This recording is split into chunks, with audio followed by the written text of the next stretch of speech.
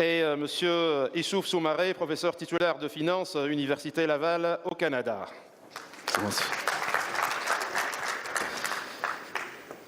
Monsieur Soumaré. Merci beaucoup.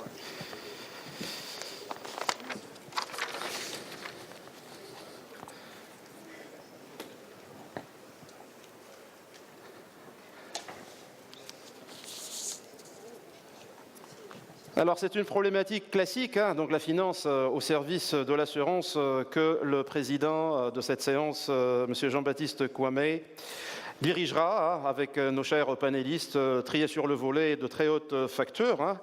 Et voilà, alors pour donner une idée à propos du président, Jean-Baptiste Kwame, il est diplômé du cycle supérieur de l'Institut international des assurances de Yaoundé, la promotion en 1988.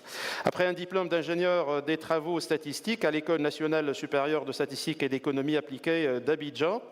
Actuellement, bien évidemment, il est le directeur général de la SICA-RE depuis janvier 2008 jusqu'à ce jour. Une expérience professionnelle d'une trentaine d'années, donc ancien contrôleur des assurances à la direction des assurances de Côte d'Ivoire, ancien directeur des assurances de Côte d'Ivoire, ancien professeur vacataire de base technique d'assurance au cycle DUT et d'assurance à l'Institut national polytechnique Houphouët-Boigny à Yamoussoukro, administrateur et membre du comité d'audit et des risques d'Africa-RE. Il est également membre du comité des experts de la CIMA, membre également de la commission régionale de contrôle des assurances de la CIMA, membre du bureau exécutif de l'Organisation africaine d'assurance, et il est administrateur donc dans plusieurs institutions, parmi lesquelles des sociétés d'assurance pour le compte de la SICA-RE. Il est membre également du grand jury de l'Institut international des assurances de Yaoundé. Président, je ne sais pas si j'étais exhaustif, à vous la parole pour nous présenter vos chers panélistes et discuter de cette problématique, les finances au service de l'assurance. À vous.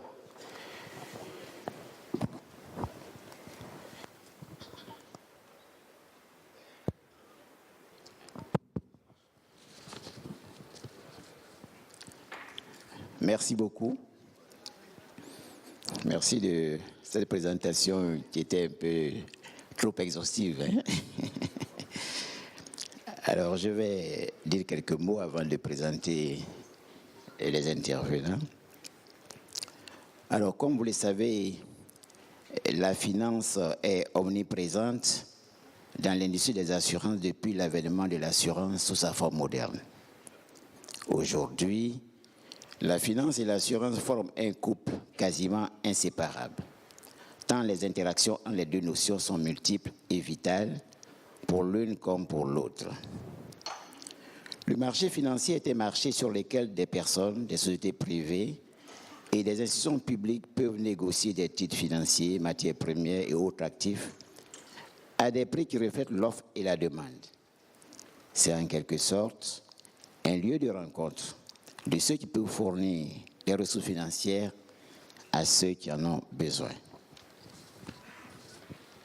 Pour ce qui concerne l'assurance, en permettant aux entreprises et aux particuliers de prendre des risques et en encourageant l'investissement productif des actifs, le secteur des assurances favorise la croissance de l'économie, laquelle croissance conduit à une prise de risque plus importante et à une plus grande redistribution de richesses, deux paramètres qui, à leur tour, soutiennent le développement de l'assurance. Ainsi, tout en jouant le rôle de catalyseur de croissance de l'économie d'une nation, le secteur de l'assurance reste largement tributaire de la bonne santé de l'économie et du dynamisme des marchés financiers pour assurer son propre développement. L'idée au cœur du mécanisme d'assurance consiste à accumuler les actifs financiers dans l'éventualité d'un événement redouté, en raison de l'inversion du cycle de production qui caractérise l'opération d'assurance. L'assuré, en effet, conduit à placer les cotisations reçues des assurés dans des actifs suivant des dispositions réglementaires et à les gérer de manière à pouvoir honorer les engagements le moment venu. Dans les pays développés, les sociétés d'assurance qui enregistrent des ratios combinés parfois de l'ordre de 100% parviennent à réaliser des résultats bénéficiaires grâce aux produits financiers que leur procure le placement des actifs. En zone CIMA, Les placements opérés par la plupart des compagnies d'assurance sont largement dominés par des dépôts bancaires, des obligations et des biens immobiliers. Les revenus financiers tirés de ces placements rémunérés à des taux sans grand risque restent insuffisants pour aider à gérer les difficultés auxquelles fait face l'assureur de cette zone, bien souvent tiraillé entre des exigences contradictoires et très fortes, notamment les rendements sur le capital plus élevés réclamés par les actionnaires, la capitalisation plus solide de l'entreprise d'assurance réclamée par les régulateurs et les tarifs de plus en plus tirés vers le bas par une concurrence exacerbée dans certains marchés et pour certaines branches. Pour preuve, ces revenus ne couvrent que très partiellement les frais généraux de l'assureur, qui se voit ainsi obligé de puiser plus qu'il ne faut dans les cotisations versées par les assurés pour pouvoir compléter le financement des frais. Ce type de gestion de nature a réduit sa capacité à honorer ses engagements et à freiner son développement. Plutôt que d'investir dans les seuls actifs cités plus haut, les assureurs CIMA accepteraient volontiers, suivant les dispositions réglementaires appropriées, des prises de risques financiers prudentes sur des instruments financiers compétitifs pouvant apporter une contribution élevée aux résultats de leur compagnie. Le marché financier de la CIMA est-il en mesure d'offrir ce genre d'instruments financiers capables de contribuer à améliorer efficacement croissance économique et valeur assurance? Cette question est à juste titre au cœur de la thématique de notre panel. Nos conférenciers auront la charge de nous faire partager, sous le thème de finances au service de l'assurance, leurs expertises et expériences sur les questions ci-après, analyse diagnostique des marchés financiers de la zone CIMA, opportunités offertes par les marchés financiers, l'assureur en tant qu'acteur du marché financier, faiblesse du catalogue réglementaire des placements, la place des titres souverains dans la stratégie d'allocation d'actifs des compagnies et d'autres questions encore. Alors, je vais vous présenter donc les conférenciers du jour. Je vais commencer par le plus jeune, celui qui est assis juste à ma droite, M. Adama Diallo. Alors, il est jeune, mais il a un parcours déjà très riche, rassurez-vous. Titulaire d'un diplôme d'études supérieures spécialisées en assurance de l'IIA, donc de Yaoundé.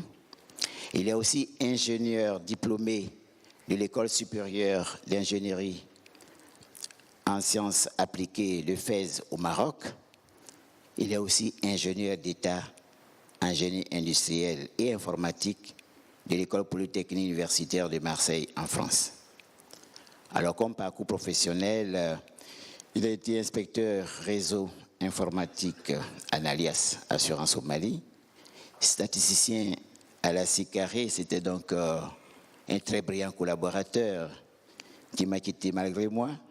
Il était donc à la CICARE 2014 à 2016 et directeur général adjoint de la SONAVI aujourd'hui, fonction qu'il cumule avec la modernisation du système d'information, puisque lui-même, il est ingénieur au niveau informatique et il est le président du comité vie du comité des compagnies d'assurance du Mali. Alors, le deuxième conférencier, c'est une grande personnalité, M. Moussef Tchek Chourou. Il est économiste tunisien, chercheur et professeur affilié d'économie managériale et de finances internationales à l'École des hautes études commerciales de Paris. Ses domaines d'intérêt concernent les implications économiques, financières et stratégiques des rapprochements entre l'Union européenne et les économies émergentes qui lui sont voisines. Il porte une attention particulière au rôle joué par les institutions financières internationales dans le développement des relations entre l'Europe, la Méditerranée et l'Afrique. Aujourd'hui, il se concentre sur la recherche et le consulting, tout en alignant un parcours croisé d'enseignants universitaires, banquiers, consultants internationaux et de patrons de presse. En effet, durant sa carrière, il est tour à tour enseignant dans différents instituts et universités dans le monde, directeur des banques d'affaires, fondateur d'institutions financières et économiques en Tunisie et en Chine, membre du Conseil économique et social des Nations Unies et directeur de publications. Alors, le troisième intervenant, c'est M. Issouf Soumaré. Il est aussi jeune, peut-être quelques années de plus que M. Diallo, mais il a un parcours aussi très riche. Alors, titulaire d'une maîtrise en sciences de mathématiques à l'université d'Abidjan, Côte d'Ivoire, ingénieur statisticien économique, il était d'ailleurs major de sa promotion. Il a un master en ingénierie financière à l'université de Laval. Il a un PhD en business in administration and finance. Alors, si je veux lire tout ce qu'il a fait, je crois que je vais épuiser tout le temps, mais je vais essayer de résumer un peu son expérience. Alors, il est professeur titulaire de finance, président fondateur de l'Institut Soumaré de la finance, directeur des relations internationales de la faculté des sciences de l'administration de l'Université de Laval, directeur du laboratoire d'ingénierie financière de l'Université de Laval, coprésident de l'Institut panafricain de la gouvernance économique et financière, coprésident fondateur de CS Institute, personne ressource pour l'African Economic Research Consortium. Bon, alors il a plus de 20 années d'expérience en finance, ingénierie financière et gestion des risques, familier avec les meilleures pratiques de l'industrie financière, beaucoup d'expérience dans la gestion et la supervision du personnel hautement qualifié. Il parle comme sa langue maternelle le français et l'anglais, grande habileté de modélisation et solide connaissance mathématiques et statistiques. Enfin, très bonne maîtrise de l'outil informatique, comme tous les jeunes de leur génération. Mesdames et messieurs, je viens ici de vous présenter les trois conférenciers. Je vais passer la parole tout de suite au plus ancien d'entre tous. Professeur, vous avez la parole. Merci beaucoup, Monsieur le Président, et merci pour, à la limite, me honorer beaucoup plus que je ne mérite. Mais nous sommes en Afrique, et cette Afrique que nous adorons, c'est aussi notre planche de salut. Je vais expliquer en quelques minutes, si vous le permettez, le rôle de l'assurance et le rôle de la finance et leur intrication commune dans une Afrique qui croît, qui crée de la richesse, qui va beaucoup plus loin que de créer de la richesse. Une Afrique qui émerge. La finance et l'assurance est un thème qui est passionnant parce que il n'y a pas de compagnie d'assurance qui marche dans un système financier qui n'est pas correct. Et l'assurance a souvent corrigé le tir des ministres de finances. Dans mon pays, la Tunisie, les ministres de finances et les ministres de l'économie sont passés par la gestion d'entreprises d'assurance. Notre grand gestionnaire de compagnie d'assurance, mais que nous avons perdu, Dieu ait son âme, M. Azouz Lasram, était un grand dirigeant d'entreprise d'assurance et il a compris le rôle essentiel de l'assurance dans la conduite des affaires du pays. Et cette Tunisie, le bon Dieu lui a donné un don, c'est de ne pas avoir de ressources rentières, de ne pas avoir de pétrole, de gaz, de l'or, etc. Elle a, comme le président Bourguiba nous le disait, elle a ses enfants. Et là, nous nous retrouvons sur un autre point commun avec notre cher continent, l'Afrique, d'accord pour dire que nos enfants ou nos plus jeunes sont en train de faire un travail impeccable. Quand je viens ici et je vois les jeunes qui sont passés par un institut que le président Bourguiba, qui ne fait que de la politique théoriquement, mais qui m'a ordonné de quitter mon poste à HEC Paris pendant une année sabbatique pour venir monter des instituts à Tunis. Le premier institut que j'ai monté pour l'État et ses partenaires, c'est l'IFID, l'Institut de financement du développement. Et là, je suis très très fier de voir la qualité des hommes et des femmes qui sont passés par là. Mais après, le président Bourguiba m'a dit, est-ce qu'on peut créer de la richesse dans nos sociétés nationales en n'ayant pas de capital? Parce qu'on n'a pas de capital. L'apport en capital du gouvernement ne peut pas être énorme. Et je lui dis, Monsieur le Président, il y a une technique que tout le monde connaît maintenant, qui permet à un groupe de personnes, à un État, à un secteur, à une entreprise, de croître sans nécessairement avoir du capital initial. Et cette technique, c'est le partenariat public-privé. Le président Bourguiba m'a fait l'honneur de me demander conseil. J'étais ici pendant une année sabbatique et je lui ai donné le conseil qu'il faut monter une institution dans laquelle l'État et les partenaires de l'État travaillent ensemble et que chacun apporte son apport soit en liquide, en argent, soit en terrain, comme la Tunisie l'a fait pour le lac de Tunis, et que, à la sortie, la création de richesses se répartisse au prorata des apports et de la prise de risque. Et là, il a eu une réaction qui m'a étonné. Il m'a dit,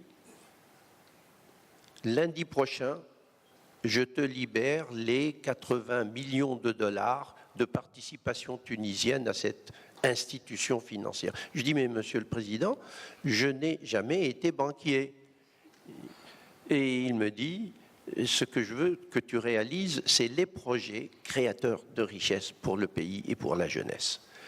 Et le lac de Tunis que vous avez visité, et nous sommes tout proches, était à l'époque 3000 hectares d'eau, 1200 hectares de terrain qui étaient boueux et qui sentaient mauvais. Eh bien, en utilisant la technique du partenariat public-privé, nous avons vu arriver des investisseurs éclairés, surtout saoudiens, le groupe de Sheikh Salah Kamel, et nous avons vu arriver des Hollandais, spécialistes du traitement des eaux pour creuser, et nous avons vu arriver des Anglais, spécialistes du monitoring et du calcul, du suivi de ces projets. Et tout ce beau monde se faisait rémunérer non pas sur facture, mais avait droit à une part de la richesse nationale créée en Tunisie. Et si la richesse est grande, il est bien rémunéré. Si la richesse n'est pas grande, il ne l'est pas beaucoup. Donc, nous avons fonctionné comme ça et la Tunisie a hérité du lac 1, lac 2, etc., où vous êtes. Et je me souviens quand l'ambassadeur des États-Unis était venu me voir en tant que banquier d'État pour me dire fais un effort, tu as fait ton doctorat à Berkeley en Californie, donc tu es l'un des nôtres, donc tu vas nous faire un prix. J'ai dit, mais le prix est fixé par l'entreprise elle-même, du lac. C'est ça la loi de l'offre et de la demande. Et ils ont construit leur ambassade, et plusieurs ambassades sont sur ce projet-là. Donc, le président Bourguiba, qui n'était pas un économiste, a compris que le rôle essentiel de la finance, c'est de créer de la richesse en contrôlant les éléments qui sont créateurs de cette richesse et qui la rendent pérenne. Dans mes recherches, je me suis souvent posé la question, mais d'où vient ce mot que l'on trouve souvent dans la gestion des richesses, le risk management, la gestion du risque. Les assureurs connaissent ça mieux que quiconque. Et j'ai cherché, je suis toujours arrivé à une définition, ça vient de l'italien risco, c'est tout. Et c'est en allant donner des cours à l'École supérieure des affaires de Beyrouth, que le président Jacques Chirac a créé à Beyrouth pour que le Liban sorte des problèmes seulement difficiles qu'il traversait, que les chercheurs doctorants sont venus me voir et en me disant « mais le mot risque, nous connaissons l'origine. Ça vient de la tradition économique de notre région et qui est très important en Afrique aussi.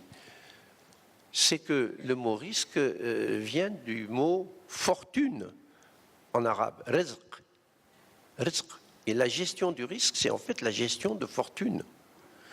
Et il n'y a pas de gestion de risque sans création de fortune pour le pays, pour l'entreprise. Et donc, le risk management, qui est maintenant, et je l'enseigne à Berkeley dans l'autre sens maintenant, en disant voilà nos expériences dans la gestion du risque, est créateur de richesse quand il est fait comme il le faut. Ça, c'est une tradition que nous avons. C'est une tradition, je dirais, sans trop me l'approprier, parce que les Chinois vont me contester ça, c'est une tradition africaine. Le commerce a permis à l'Afrique de se développer sur cette base-là, gagnant-gagnant. Donc, je dis que, Monsieur le Président, ce que la FANAF fait actuellement, cette réflexion sur le lien entre l'assurance et la gestion du risque et la croissance, est un lien fondamental.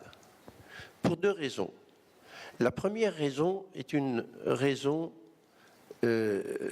qui m'a semblé évidente, mais il vaut mieux la souligner. Les États-Unis d'Amérique ont une économie qui est merveilleuse. Pendant quelques mois encore, elle sera la plus grande économie du monde. Mais dans quelques mois, nous voyons l'évolution des chiffres, la première économie du monde sera la Chine. Elle dépassera le produit intérieur brut américain. Ils l'ont voulu, ils ont décidé d'aller vers l'émergence, ils l'ont fait. Sans gestion du risque, c'est-à-dire sans gestion scientifique et adaptée au système des assurances, on n'aurait jamais pu le faire. Donc, l'œuvre à laquelle le président actuel de la FANAF contribue, mais aussi d'autres présidents, je vois notre cher ami Proté Ayagma-Amang, qui était convaincu de cette démarche pour apporter non seulement le développement pour son pays africain, mais pour apporter le développement de tout le continent. Et pour conclure, je voulais dire que nous sommes ici et à un moment qui est très dur, parce que nous avons vu le monde se doter d'institutions internationales après la Deuxième Guerre mondiale pour éviter que des guerres se répètent, et il y a eu la création de l'Organisation des Nations Unies, mais aussi de la Banque mondiale, du Fonds monétaire international, etc., où nous avons d'excellents amis, comme Madame la directrice générale du FMI, qui est une très grande amie de l'Afrique, comme vous le savez tous, et qui est une très grande amie de la Tunisie. Eh bien, aujourd'hui, cette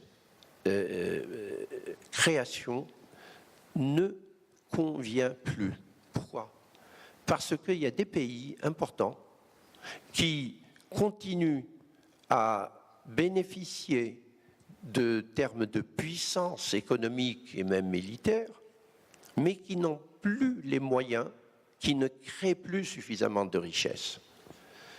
Quand M. Trump a annoncé qu'il allait fermer l'arrivée d'étudiants étrangers dans les 9 campus de l'Université de Californie, à Berkeley, à Los Angeles, à San Diego, etc., ceux qui étaient les plus embêtés, ce n'étaient pas les présidents des universités qui n'ont pas hésité à dire que ce n'était pas bien. Ce sont les décideurs de Silicon Valley. Je vais régulièrement à Silicon Valley, je vois des jeunes Africains et des jeunes Africaines qui travaillent dans des start-up et qui font un travail merveilleux, on ne parle pas beaucoup d'eux. Certains d'entre eux choisissent de travailler dans des entreprises existantes, telles que Facebook, ils réussissent. Mais tous ces gens-là ont étudié aux États-Unis, ont eu les meilleures notes aux États-Unis, et les 9 présidents des 9 campus de University of California, l'Université de Californie, nous ont réunis, les anciens, pour dire « aidez-nous à convaincre notre gouvernement de nous laisser travailler en paix ». Parce que si on ne peut plus attirer les intelligents, ceux qui veulent réaliser, les vrais promoteurs d'Afrique, d'Asie, d'autres parties du monde, eh bien, nous allons perdre au niveau de Silicon Valley. Et c'est exactement ce qui est en train de se passer aujourd'hui.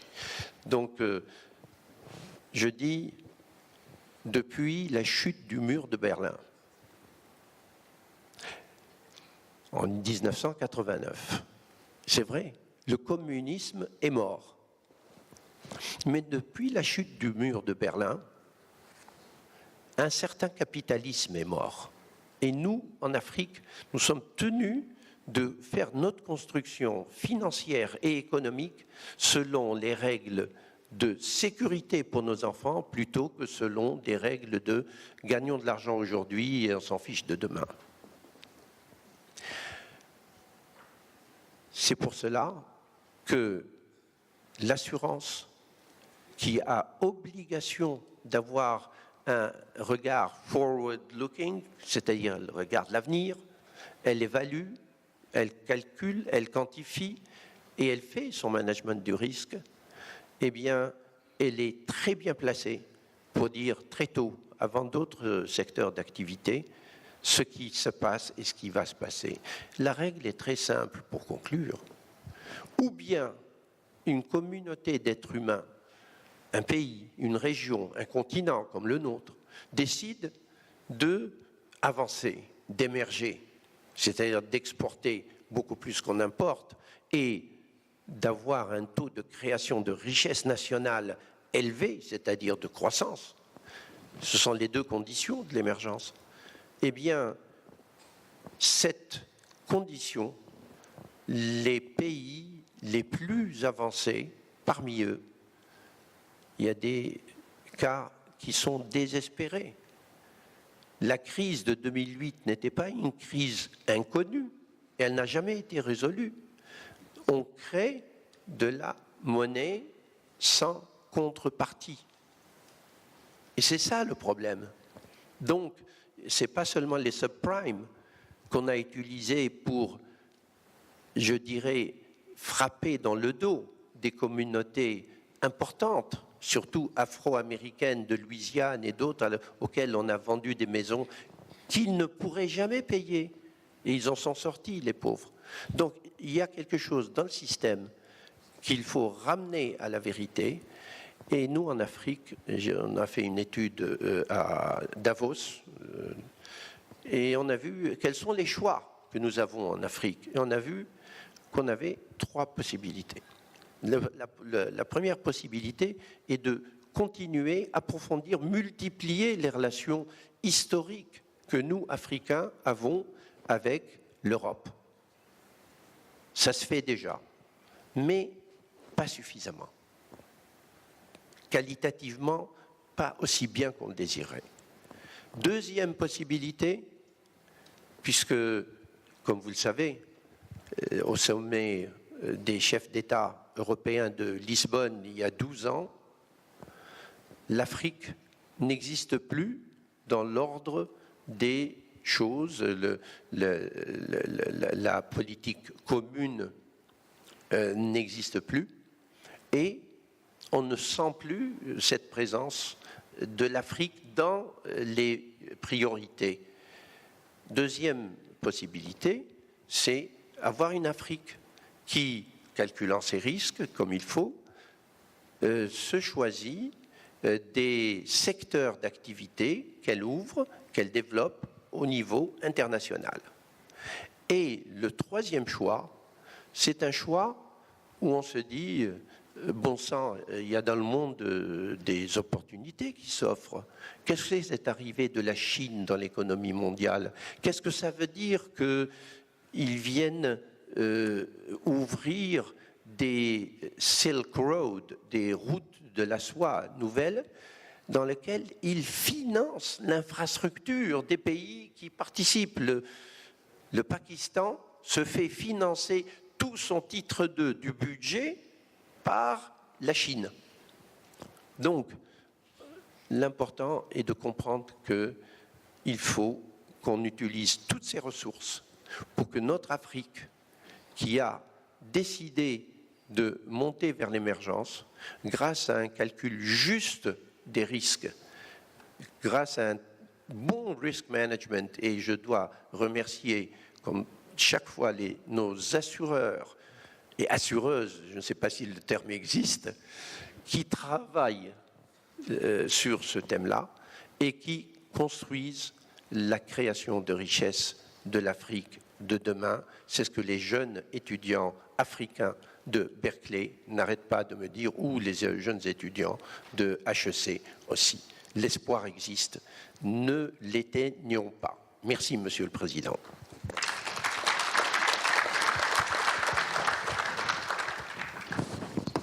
Merci.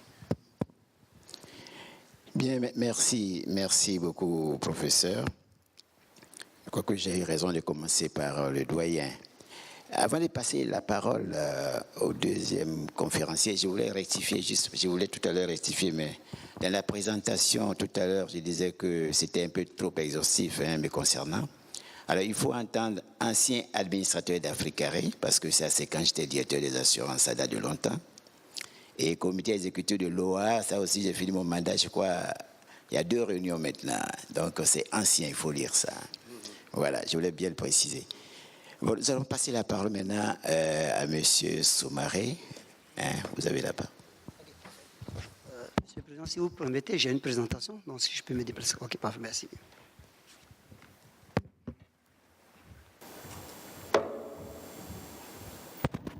Oh, juste, ça va. Ok, Antoine, merci bien. Voilà, c'est ça, donc j'ai une présentation qui va être projetée. Mais d'abord, avant de commencer avec ma présentation, j'aimerais profiter de l'occasion pour remercier les organisateurs de ce colloque. Okay. En tout cas, tout le comité d'organisation, monsieur Ndiaye, en fait, à la tête, que j'ai connu en tout cas dans d'autres contextes. En tout cas, il y a quelques années de cela. Et puis aussi, j'ai en tout cas un ancien ami de classe ici qui m'a permis aussi d'être impliqué dans ce colloque à un moment donné. Donc, en tout cas, merci beaucoup. Vraiment, pour moi, c'est une chance d'avoir cette opportunité de parler à cette auguste assemblée. Et c'est la première fois aussi que je participe à une assemblée, en fait, là, de la FANAF. Et aussi, pour dire aussi que c'est toujours un plaisir aussi de revenir en Tunisie, okay, que j'ai visité quand même à plusieurs reprises dans d'autres circonstances aussi, mais quand même là, revenir chaque fois à Tunis, c'est toujours un plaisir. C'est un pays magnifique et puis on voit en fait là tout ce qui se passe avec la chaleur humaine et puis aussi le développement de ce pays-là. Ceci étant dit, ma présentation va porter beaucoup plus sur, comme le thème était sur en fait la place de la finance. Ok, avancez. Ok, apparemment ça ne marche pas bien. Ok, voilà. C'est ça. Donc ma présentation, ce que je vais faire, je vais commencer d'abord à présenter en fait un portrait un peu des systèmes financiers en fait du continent. Mais ce que je vais faire, plusieurs des choses que je vais dire ici vont être basées en fait là sur certaines recherches qu'on fait présentement. D'abord, je vais vous montrer un peu, vous allez voir que l'illustration que je vais faire, ça sera beaucoup plus avec les pays de l'Afrique centrale. Mais les pays de l'Afrique centrale, la CEMAC et d'autres pays de l'Afrique centrale qui sont aux alentours, mais quand même, ça donne le même portrait un peu plus ou moins à travers l'Afrique. Pourquoi est-ce que je vais faire cette présentation? Parce que c'est situer un peu, en fait, là, le système financier en Afrique et de montrer toutes les opportunités qu'il y a avec ce système financier. Où est-ce qu'on en est et puis les opportunités qui peuvent être captées dans ce système-là par les compagnies d'assurance et le rôle que les compagnies d'assurance peuvent jouer dans ce rôle-là. Ensuite, là, je vais aller montrer aussi à travers le monde comment est-ce que les compagnies d'assurance font l'allocation de leurs actifs. Parce que ça, c'est important, en fait, là, de pouvoir se benchmarker, de voir un peu quels sont les types, en fait, d'actifs qui sont disponibles et qui pourraient être éventuellement créés aussi dans nos systèmes financiers, qui peuvent permettre une meilleure allocation d'actifs et une meilleure création de richesses dans nos différentes économies. Et je vais terminer, en tout cas, avec quelques pistes de recommandations que je pense, en fait, là, j'espère qu'ils vont être utiles. Ok, le système financier, comme je l'ai dit, c'est basé en fait là sur des recherches. En fait là, j'étais en septembre dernier dans le cadre d'une présentation que je devais faire pour les pays de l'Afrique centrale. Quand je parle d'Afrique centrale, c'est beaucoup plus large que les pays de la CEMAC. Mais comme je vous l'ai dit, c'est pas mal en fait représentatif de ce qu'on observe un peu partout en Afrique ici. C'est en fait une des façons pour nous de mesurer très souvent la taille du secteur financier, c'est de réaliser le total des actifs du secteur financier divisé par le PIB total. Et donc, si vous regardez en fait là cette taille là et à travers les années, vous voyez en réalité que la part en fait, là, de ces actifs en Afrique, de façon en moyenne, on a autour de 60% et un peu moins de 60%. Mais ça montre en fait, pour moi, je ne vois pas ça comme en fait, là, quelque chose de négatif. Ça montre en fait qu'il y a de la marge vraiment en fait, là, pour la possibilité de pouvoir accroître en fait, cette part là, des actifs. Et aussi beaucoup de pourcentage aussi pour les assurés. Ok, bon, on a perdu l'écran là. Okay. Peut-être qu'il faudrait que je prenne mon ordinateur pour le parcourir, n'est-ce pas, hein, pour ne pas perdre de temps. Bon, je vais prendre mon ordinateur.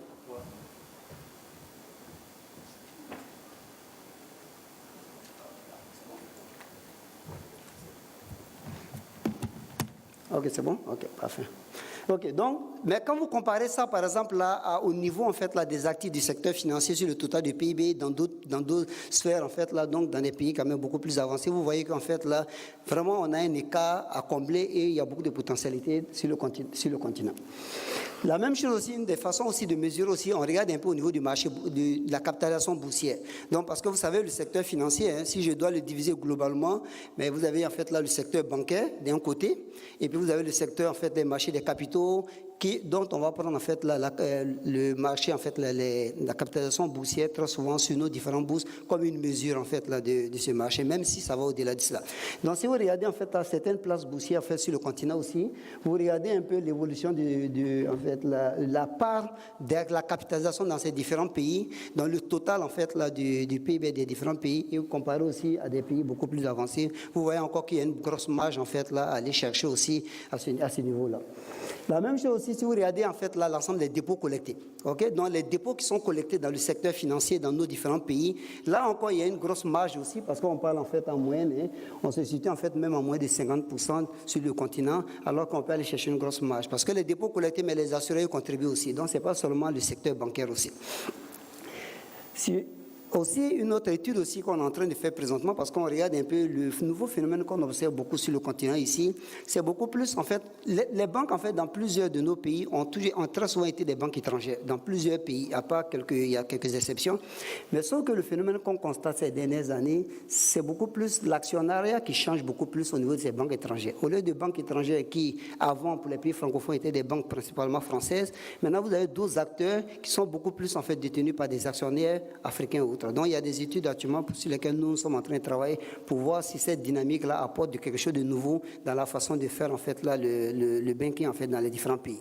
Donc ça, ce tableau-là est un peu tiré en fait là de cette.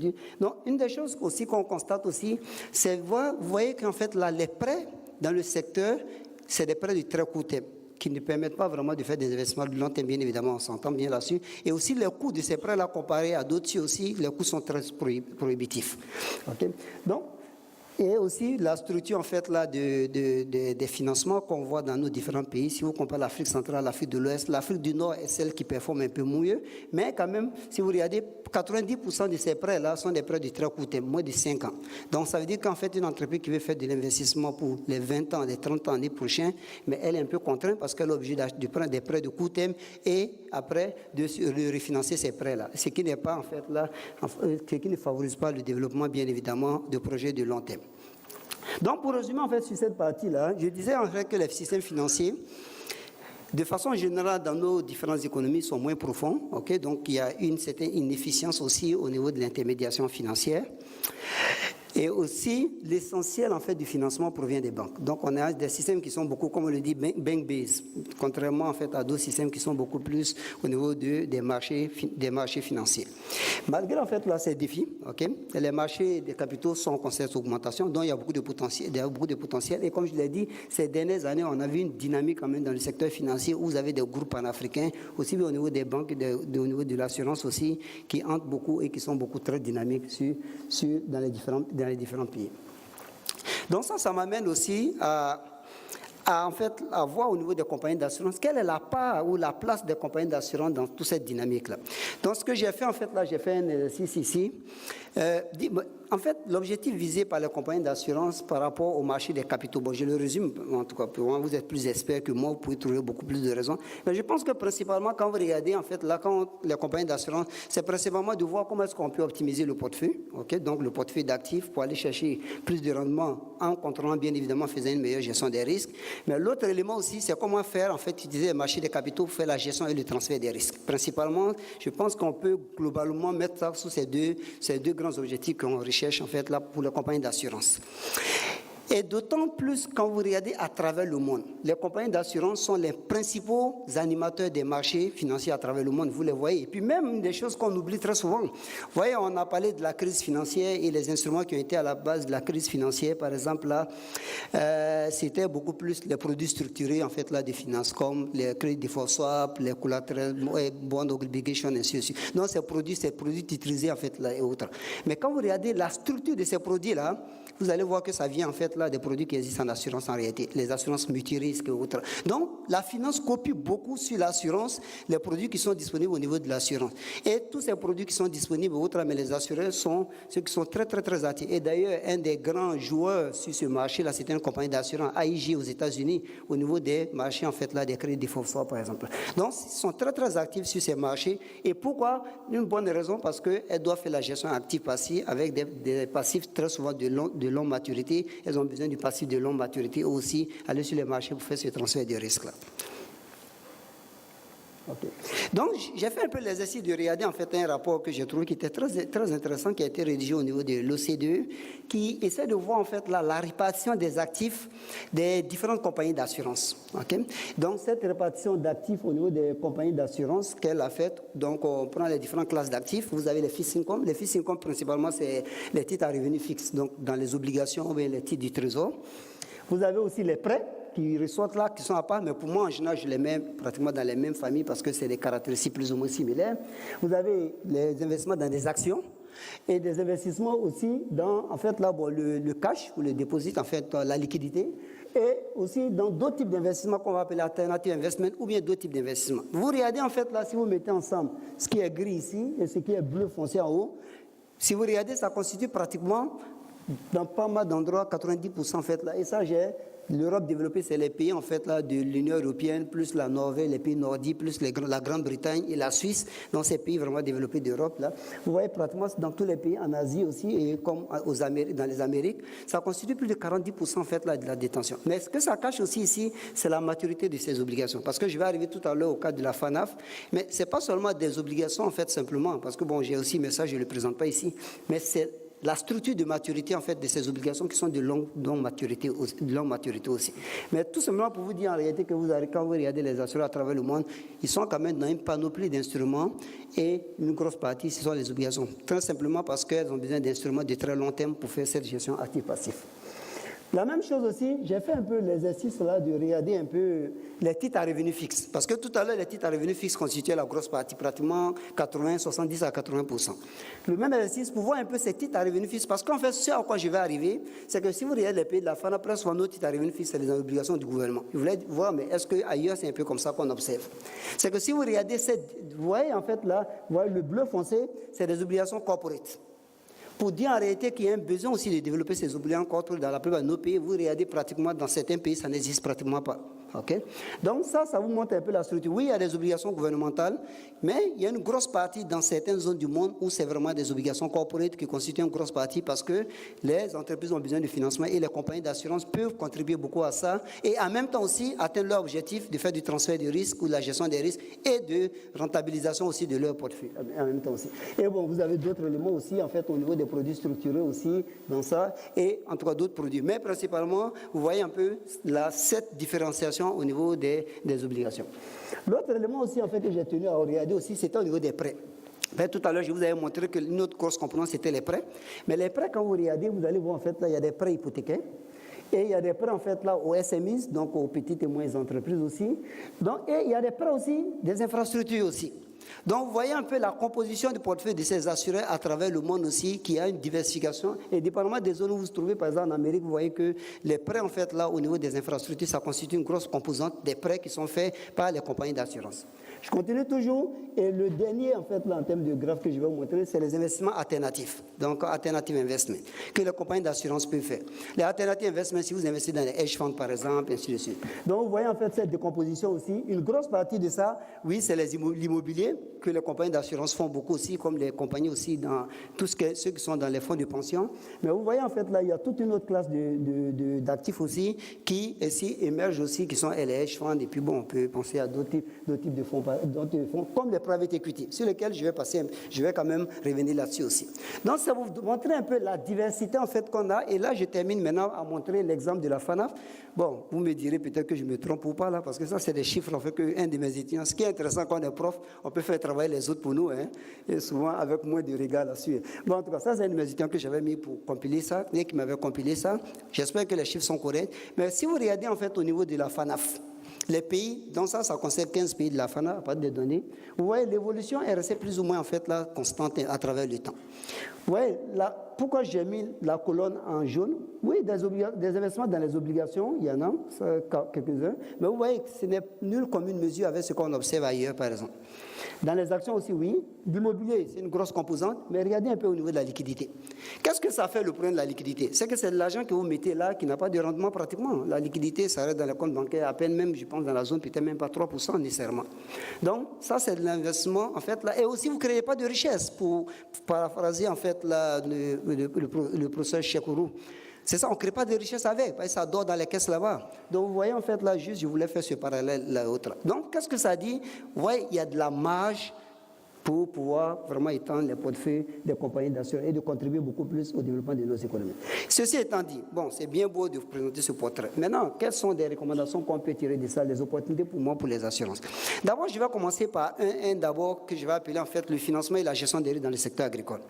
C'est un secteur très souvent, peut-être parce qu'on ne la comprend pas tout, mais si vous regardez dans la plupart de nos économies, c'est là que la plupart de nos parents sont. Nos pays sont principalement agricoles. Et donc, on a des forces dans ces pays. Il y a plusieurs pays dans lesquels, en fait, nous sommes premiers producteurs, deuxième, troisième producteur mondial dans ces produits-là. Mais sauf qu'on ne prend pas une bonne partie de notre part de cette richesse-là qui est créée à partir de ces secteurs. C'est les autres qui en bénéficient. On a l'assurance indiciaire qui a été, en tout cas, qui est en train d'être développée, et puis ça. Mais ce que je constate, c'est qu'il n'y a pas tant d'engouement que ça autour de ce produit-là. Je pense qu'une des raisons, en fait, pour moi, que je peux avoir tort, une des raisons, c'est lié aussi, il y a le risque de la base qui fait peut-être que les producteurs ne comprennent pas très bien aussi, donc ne sont pas forcément intéressés à le prendre. Et d'ailleurs, en fait, là, avec un groupe de chercheurs, on a une recherche qui est financée par le DFI présentement sur l'inclusion financière. Et j'ai un collègue qui travaille sur des produits qui sont liés à ça, mais en tout cas avec de l'innovation pour voir un peu si en portant l'innovation, ça peut changer complètement le fait que les gens vont adhérer plus à ce produit. Et il faut ça avec le randomized control trial en Éthiopie. Donc, c'est ça.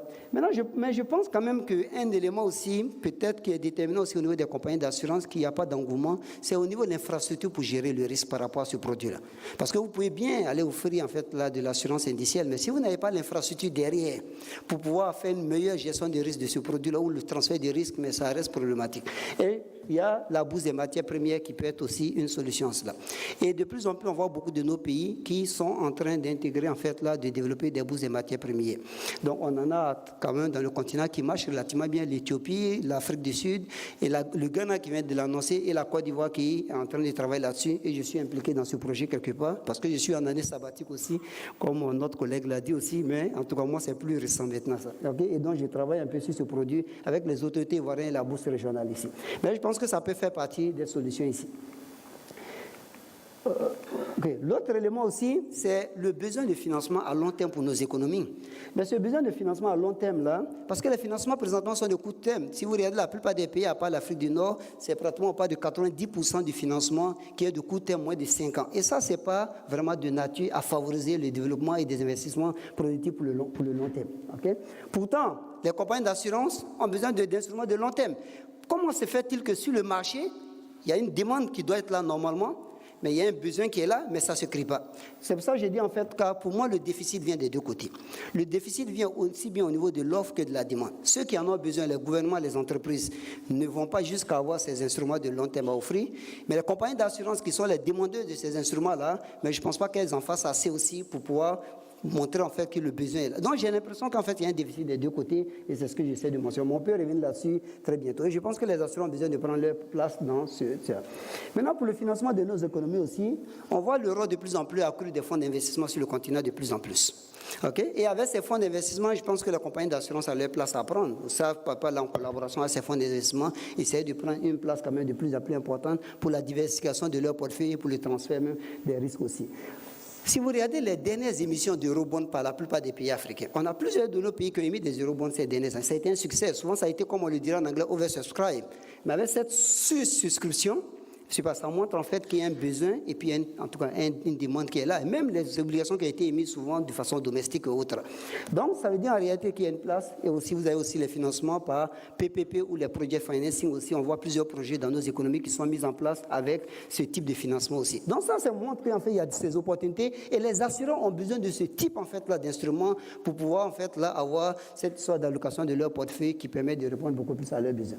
Vous voyez au niveau des private equity, je vous ai mis un peu, en tout cas, les chiffres en fait dernièrement qu'on a en tout cas, sur les dernières années. Vous voyez vraiment, ils sont très très dynamiques sur le continent et il y a une dynamique qui se passe là. Et quand on sait que les rendements sur le continent, c'est des rendements pratiquement qui vont faire les 30% ici.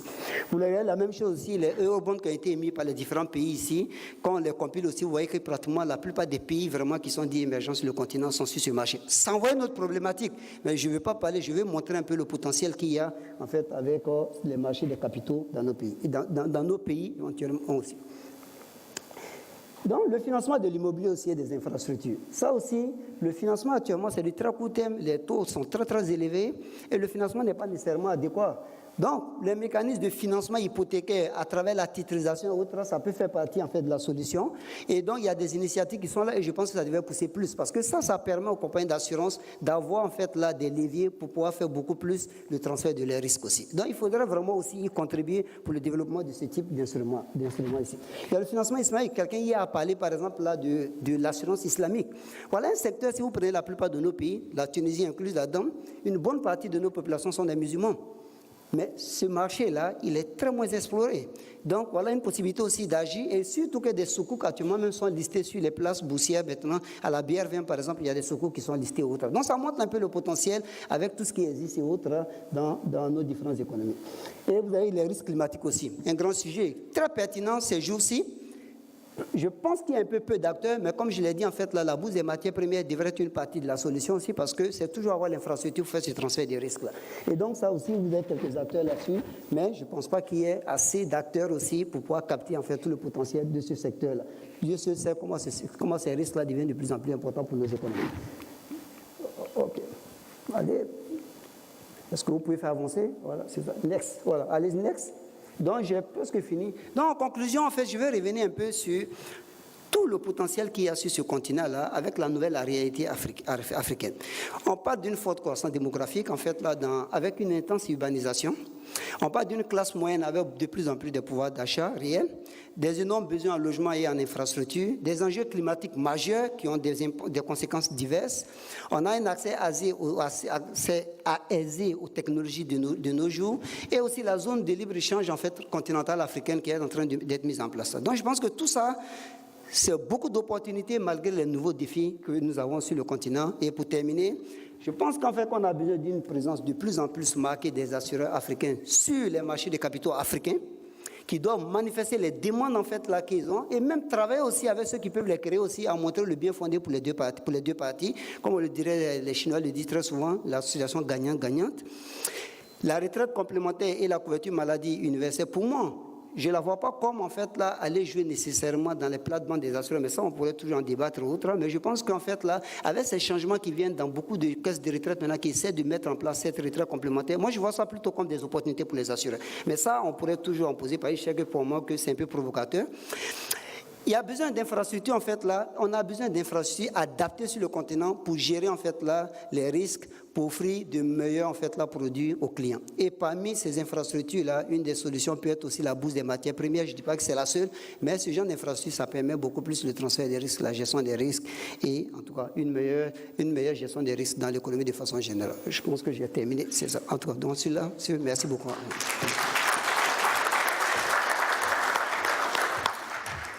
Président Kwame, excusez-moi, Président Kwame, il vous reste 30 minutes entre l'intervention de M. Diallo et la salle qui va poser ses questions. Merci.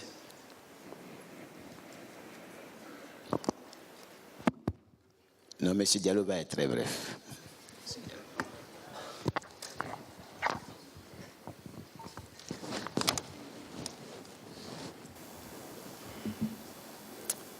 Bonjour.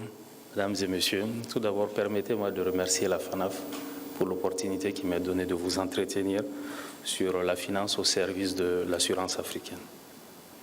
J'ai une présentation, je ne sais pas si vous la projetez. Alors, le plan, c'est tout d'abord une brève introduction, l'analyse et le diagnostic des marchés financiers de la zone CIMA. OK.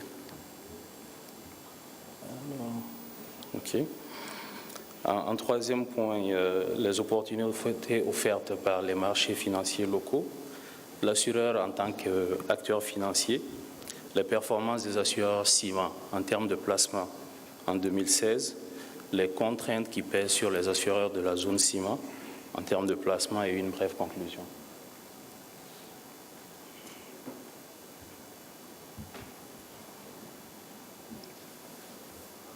Alors, en tant qu'investisseur institutionnel, l'assureur mobilise d'énormes fonds qu'il les recycle ensuite dans le marché financier.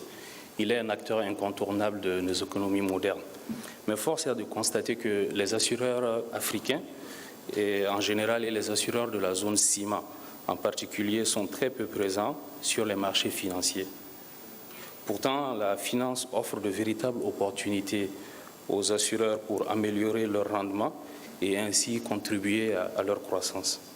Dans cet exposé, nous tenterons de mettre en évidence les raisons de cette frilosité. Monsieur Diallo, excusez-moi, est-ce que vous pouvez donc mettre le micro? Oui, pour qu'on vous écoute mieux. Merci. D'accord.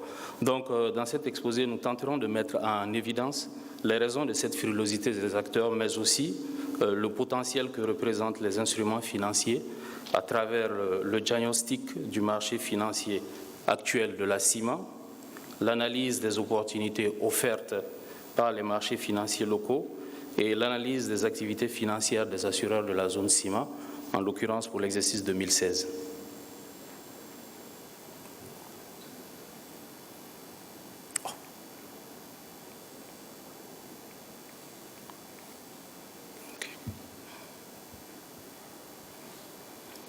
Donc, analyse et diagnostic des marchés financiers de la zone CIMA. L'assurance en zone CIMA est un marché unique constitué de deux zones économiques, la zone IOMOA et puis la zone CEMAC en Afrique centrale, l'UEMOA en Afrique de l'Ouest. L'UEMOA contient une bourse unique des valeurs mobilières, la BRVM située à Abidjan. La CEMAC contient 2 bourses de valeurs mobilières, la BVMAC et la DSX, la Douala Stock Exchange. La bourse des valeurs mobilières d'Afrique centrale est basée à Libreville. La Douala Stock Exchange est basée à Douala. Mais pour force est de constater que les 2 dernières que je viens de citer ne fonctionnent pas très bien. D'ailleurs, il y a un projet de fusion de 2 bourses en une bourse des valeurs mobilières unique pour l'Afrique centrale. Donc, le reste de l'exposé se focalisera principalement sur la bourse des valeurs mobilières de la zone UEMOA, en l'occurrence la BRVM. L'architecture de la BRVM est structurée en 2 pôles, un pôle privé et puis un pôle public. Le pôle public, c'est en l'occurrence l'autorité de régulation. Il s'agit du Conseil régional de l'épargne publique et des marchés financiers. Le pôle privé, c'est en l'occurrence la structure générale de la bourse, la BRVM elle-même, le dépositaire central ou la banque de règlement.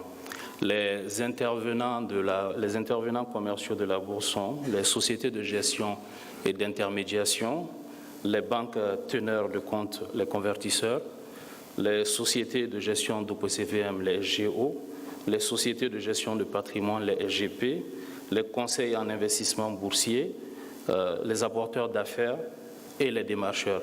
Nous pouvons ajouter à ceci aussi les agences de notation.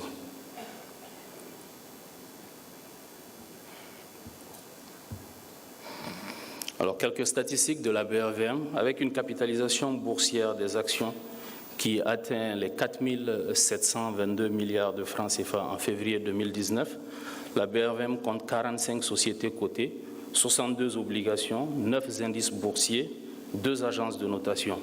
S'y échangent des obligations, des actions et des parts d'OPCVM.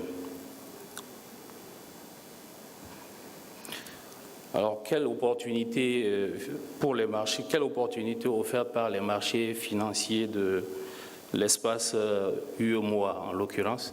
Donc, une bonne analyse des opportunités financières ne peut pas aller sans une analyse des opportunités offertes par la zone UEMOA. Donc, la diapositive suivante vous présente une analyse SWOT de l'espace UEMOA. En termes de force, l'espace est un espace économique de libre-échange avec une monnaie commune. Une économie en forte croissance malgré les crises des 10 dernières années, une population estimée à 120 millions d'habitants en 2016, donc 120 millions de consommateurs, et elle a une bourse de valeurs mobilières unique. Persistent quand même certaines faiblesses, c'est l'absence de souveraineté monétaire, le manque de profondeur du marché financier unique, la faible liquidité du marché financier, le faible nombre de sociétés cotées, le faible taux d'épargne de la zone, ainsi que les difficultés d'accès des PME au marché financier. Elle présente néanmoins d'énormes opportunités. C'est une zone où les télécommunications sont en pleine croissance, les infrastructures publiques sont en plein développement, une population jeune et très dynamique, un secteur agricole très diversifié, un secteur minier en plein essor dans pas mal de pays, la présence de plusieurs champs pétroliers dans pas mal de pays, le développement des énergies renouvelables, le développement du secteur bancaire, le développement du secteur des assurances et l'intégration future ou envisagée des marchés boursiers de la sous-région, en l'occurrence de la CEDEAO. Je parle ici du marché de la BRVM, du marché boursier du Ghana et de la bourse du Nigeria. Les menaces que pèsent sur la zone UEMOA, c'est les conflits politiques récurrents dans pas mal de pays, les menaces terroristes au Sahel, les tensions sociales dans certains pays de l'espace.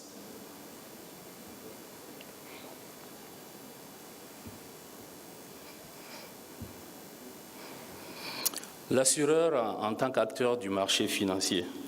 L'assurance est un service qui fournit une prestation lors de la survenance d'un événement incertain et aléatoire, souvent qualifié de risque.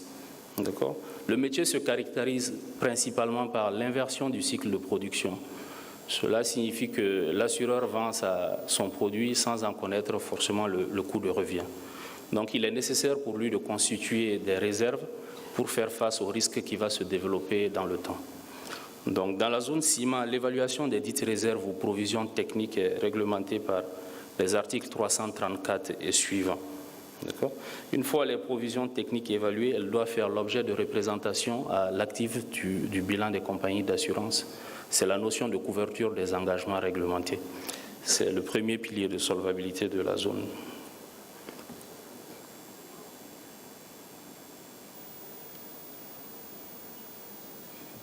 Les engagements réglementés. Les actifs admis en couverture des engagements réglementés sont normés dans leur nature et leur volume par l'article 331 et suivant du Code des assurances. C'est ainsi que l'assureur est qualifié d'investisseur institutionnel car il collecte des ressources et les réinjecte dans l'économie au moyen des supports ci-après énumérés.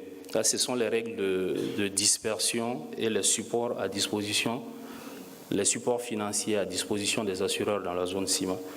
Donc, le législateur autorise les assureurs à investir tout au plus 50% de leurs actifs dans les obligations, tout au moins 15%. Dans les autres obligations, les actions cotées, les actions non cotées, l'immobilier, c'est un minimum de 0% et un maximum de 40%. Les prêts garantis dans une limite de 20%, les prêts hypothécaires dans la limite de 10%, la liquidité entre 10% et 40%. Ce tableau démontre que le législateur a une préférence pour les obligations et la liquidité. Car ce sont les deux seuls supports qui sont limités par le bas. Et dans les obligations, on est autorisé à mettre jusqu'à 50%. Les performances des assureurs CIMA en termes de placement en 2016, les assureurs de la zone CIMA ont investi 35% du total de leurs actifs dans de la liquidité en 2016, soit 695 milliards de francs CFA, 23% en obligations, 18% en actions et 16% en immobilier. C'est dire aussi que les assureurs ont quand même une préférence dans la zone CIMA pour de la liquidité. 35%, on est presque à la limite étant de 40%. Par contre, il reste beaucoup de marge dans les obligations où la limite est de 50%, où nous sommes qu'à 23%. Une analyse brève de l'activité des assureurs en termes de chiffre d'affaires et de placement. En 2016, les assureurs ont émis pour 1047 milliards de francs CFA pour un résultat d'exploitation de 68 milliards de francs CFA. Ils ont placé en tout, dans tous les supports confondus, 1980 milliards de francs CFA pour un résultat financier de 69 milliards de francs CFA. Le rapport de placement à prime émise fait 189%.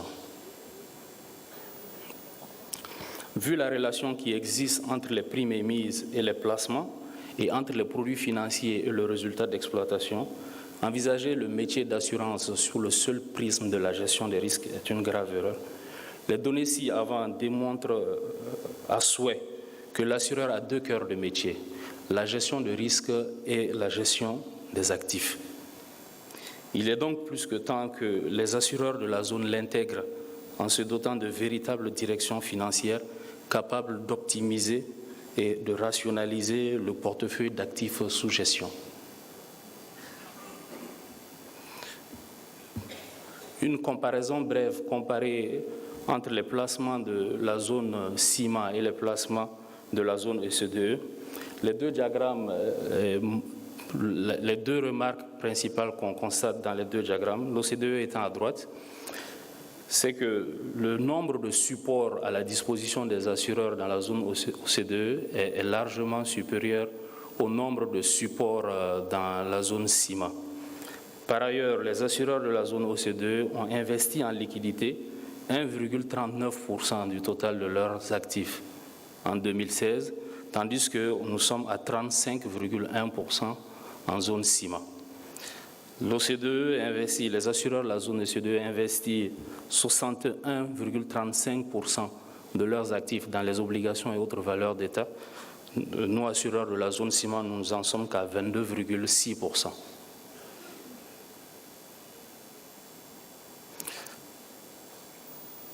Les contraintes qui pèsent sur la zone ciment, sur les assureurs ciment en termes de placement, c'est en l'occurrence une fiscalité disparate dans différents pays, la faible profondeur du marché financier, ça rejoint un peu les faiblesses qui ont été citées tout à l'heure pour la zone IOMOA, le manque de liquidité aussi du marché financier, et ainsi que le manque de culture financière des acteurs assureurs que nous sommes.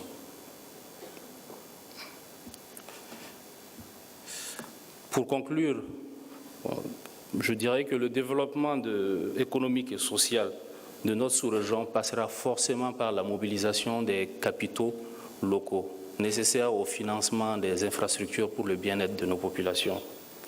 L'assurance étant l'outil par excellence pour capter l'épargne locale,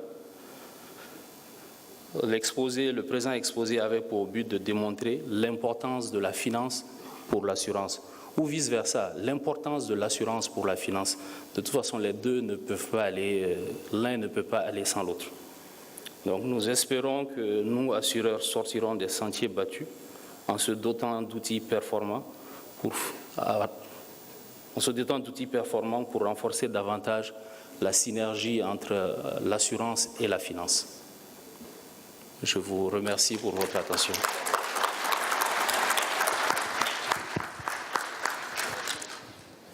Bien, merci beaucoup. Je vais passer tout à l'heure la parole à la salle, mais je voulais demander l'indulgence de notre ami là-bas, comme c'est le dernier panel, si on peut avoir 10 minutes supplémentaires. 10 minutes supplémentaires, d'autant plus que la salle réclame une autre intervention de Simon Sofchikhrouhou, qu'on a trouvé donc très importante sa déclaration, donc on voudrait bien l'écouter davantage. Donc vous aurez 5 minutes de plus, je vous donne 5 minutes de plus.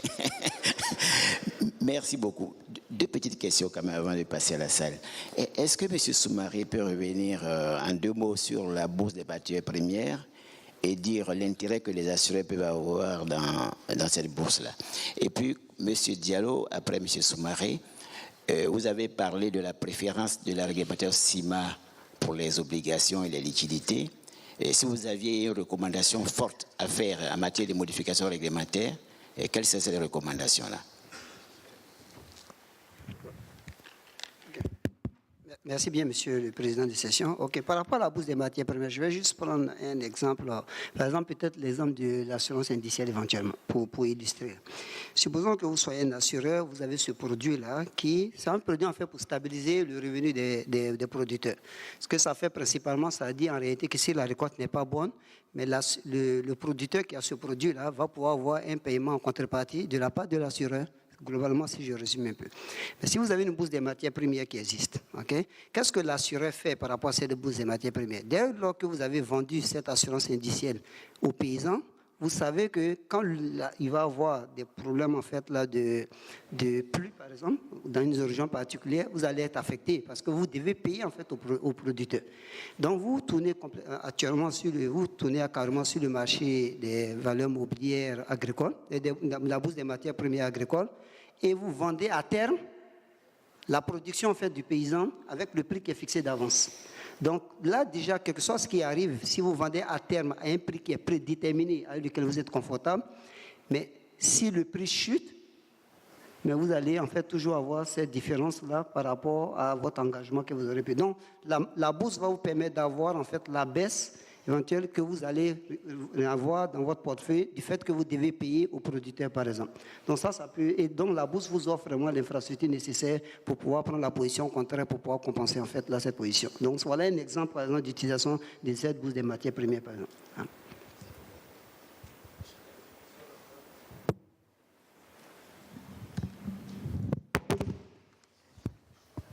Ça fonctionne. Merci, Président. Alors, la question est de savoir quelles recommandations à l'endroit du régulateur par rapport à la préférence des assureurs dans la zone pour la liquidité et les obligations. Donc, tout à l'heure, dans une des diapos, j'ai présenté la répartition admise par le régulateur des actifs. Donc on constate qu'en obligation, on a 50%, en liquidité, on a 40%. Pardon, en obligation, on a du 50% et en liquidité, on a 40%. Donc il est difficile dans ces conditions de formuler des recommandations à l'endroit du régulateur, dans la mesure où les supports même qui sont à notre disposition, nous ne les avons pas épuisés. Donc, parce que j'entends quand même sur le marché qu'il faut une évolution réglementaire en termes de placement admis en représentation des engagements réglementés qui sont limités dans leur montant par rapport au pays, que dans la zone ciment, on est admis à faire 50% du total de notre engagement réglementé. On n'est pas autorisé à aller en dehors de la zone ciment. Maintenant, le problème est que même dans la zone ciment, nous n'avons pas épuisé les supports qui sont à notre disposition. Comment alors aller vers le régulateur pour lui demander de nous autoriser à sortir de la zone ciment? Néanmoins, je ne suis pas rentré dans les subtilités des règles de limitation. Il y a quand même des règles de limitation par entité, par contrepartie, en l'occurrence sur les obligations de 2%, pardon, sur les actions de 2%, sur les immeubles et éventuellement sur les obligations. Donc ces règles de limitation quand même peuvent évoluer pour aider quand même les assureurs à investir davantage sur le marché financier. Merci. Bien, nous allons enregistrer maintenant les intervenants. Nous allons prendre la liste. On va faire intervenir la salle. Monsieur, où sont les hôtesses? Oui, monsieur, qui est juste à côté des caméras d'abord. Hein, qui est juste à côté des caméras.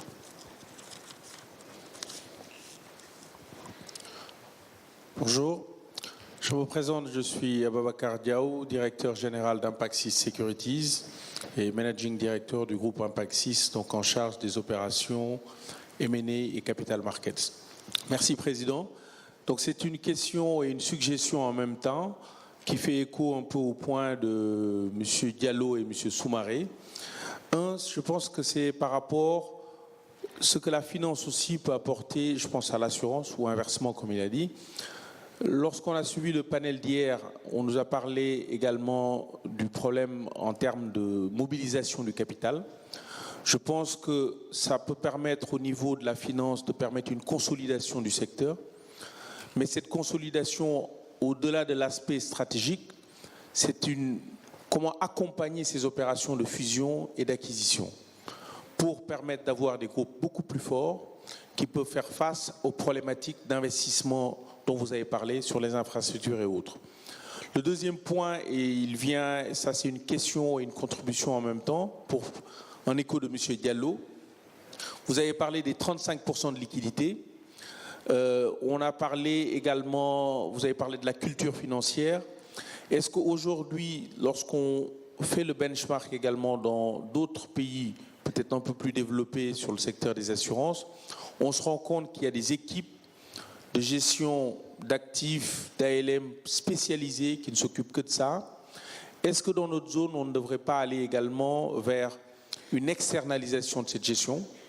L'idée, je pense même sur le continent, a montré que ceux qui ont le plus externalisé ont des rendements beaucoup plus élevés, ou en intermédiaire vers une gestion dédiée qui permet sur une politique d'investissement encadrée, au moins d'avoir des professionnels du secteur en collaboration et sous la directive des assureurs qui vont leur permettre d'épuiser ou en tout cas d'utiliser tous ces produits qui sont disponibles. Merci beaucoup. Merci.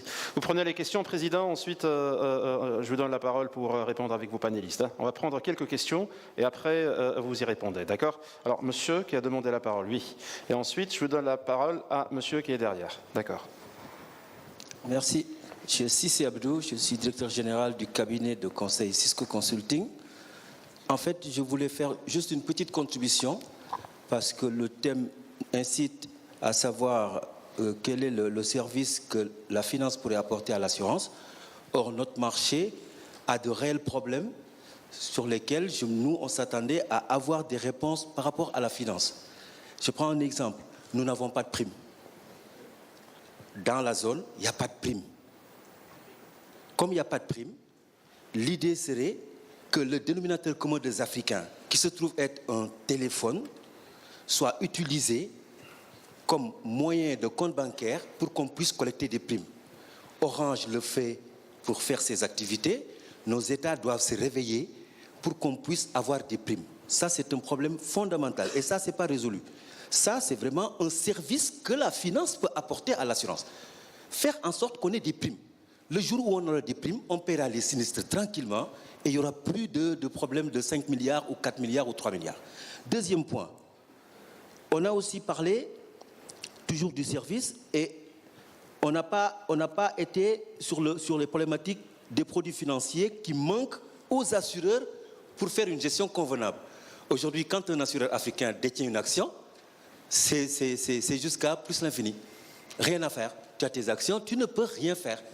Donc, le secteur financier doit nous créer des options pour que les gens puissent se couvrir, pour que les assureurs puissent se couvrir. C'est fondamental. Ça, c'est un service dont on a besoin. Il faut qu'on réfléchisse ensemble comment l'apporter. Troisième point, le problème de la liquidité et des placements à moyen et court terme. Vous avez parfaitement raison. Mais il y a un problème en Afrique. Tant qu'on ne le résout pas, ce problème que vous élucidez restera toujours là. C'est que dans la zone UEMOA, et surtout dans la zone CEMAC, les banques françaises ne participent pas entièrement au marché interbancaire. C'est-à-dire, je prends un exemple d'un pays comme le Sénégal. La liquidité totale des Sénégalais se trouve chez Orange, chez FH et chez Total. Cette liquidité rentre directement à la BNP Paribas et à la Société Générale. Et nos banques locales n'ont pas ces deux banques-là comme partenaires dans le marché interbancaire. Donc la loi de la banque unique, elle est faussée. Donc vous voyez, le problème du service que la finance peut apporter à l'assurance, c'est un problème qu'il faut régler en mettant les financiers devant nous et que les assureurs leur parlent avec un vrai langage. Merci. Merci beaucoup. Merci à vous. Monsieur qui est derrière, ensuite. Allô, donc je me présente à Abdraman Kouyaté, SBN Assurance du Mali. Alors, mon grand frère Cissé a déjà marché sur ma langue sur deux de mes questions.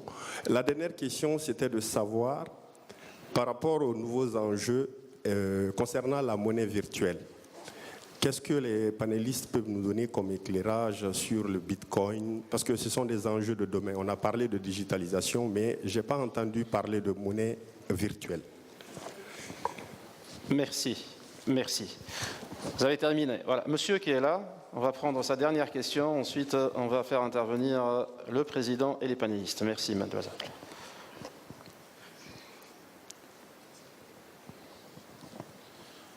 Merci beaucoup. Merci les pénalistes. Dambay du Sénégal. Alors, j'emboîte effectivement le pas à mes prédécesseurs. Ma question, ou bien un bémol pour la présentation de M. Soumaré, concernant le soukouk, où j'ai vu une liste peut-être pas exhaustive de pays, en tout cas africains, à majorité musulmane. Et que, bon, je ne voudrais pas que ça soit listé comme ça, dans la mesure où la finance islamique ne s'adresse pas seulement qu'aux musulmans, et que les non-musulmans, effectivement, soient intéressés par un placement éthique, transparent, effectivement, et aussi sécurisant. Donc, pour dire que la finance islamique, ce n'est pas seulement adresse pays musulmans. Vous voyez un peu, Londres est la première place de la finance islamique, et vous voyez de l'autre côté aussi la Zambie, avec le Takafoul qui s'appelle, le Mozambique aussi, d'autres pays, l'Afrique du Sud, qui a eu à lever le premier bon soukouk aussi, qui n'est pas un pays musulman, entre autres. Les Japonais s'y intéressent aujourd'hui aussi. S'y intéressent avec, effectivement, le halal. Donc, pour dire que c'est un business international qui est là pour stabiliser un temps soit peu. Effectivement, pour mon grand frère du Sénégal, Babak Cissé, j'allais dire, effectivement, tous ces problèmes que nous avons avec la finance conventionnelle peuvent trouver solution dans la finance islamique. Merci à vous. Merci. Président, à vous la parole. Monsieur Chirwa, vous voudrez intervenir sur quelques questions, je suppose. Voilà. Oui, je vais passer la parole à Monsieur Diallo pour répondre à la question de Monsieur Boubacar Diallo,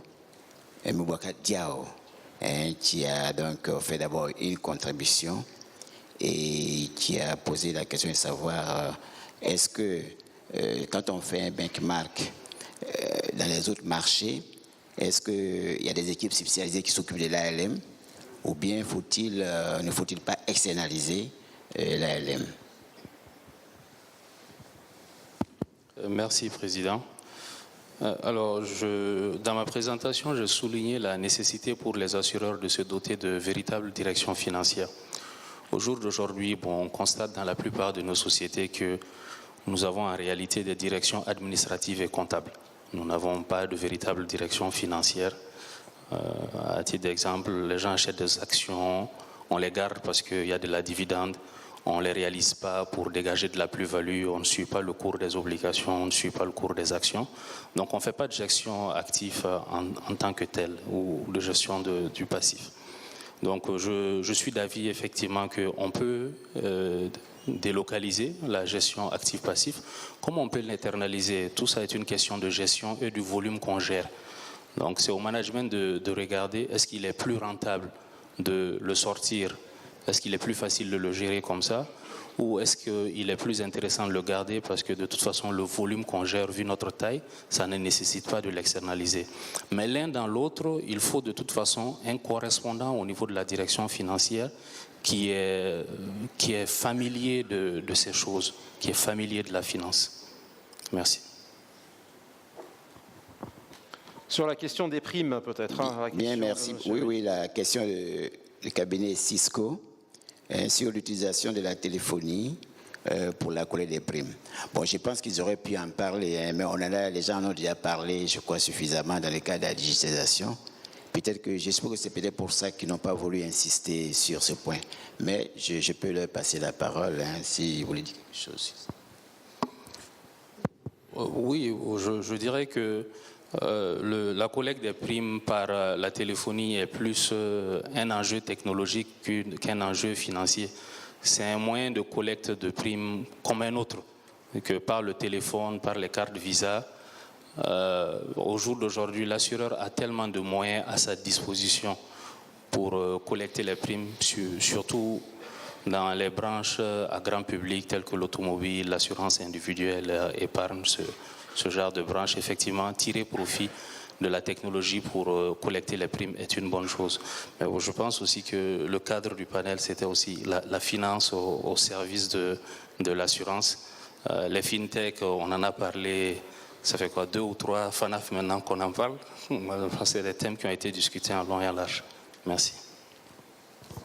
Alors, je crois qu'il a aussi parlé de la faiblesse des produits financiers. Il a fait aussi allusion au fait que certaines banques ne jouent pas franc jeu dans le cadre de la profondeur du marché.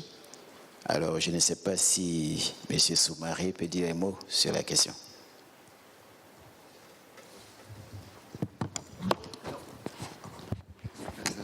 OK. Donc, en tout cas, Monsieur le Président, est-ce que vous me permettez d'aller au travers de certaines des questions, en fait, pas la seule, c'est ça. OK. Je vais revenir un peu sur, en fait, la notion de culture financière et du fait que, bon, est-ce que les compagnies d'assurance devraient avoir des équipes externalisées ou à l'interne et autres.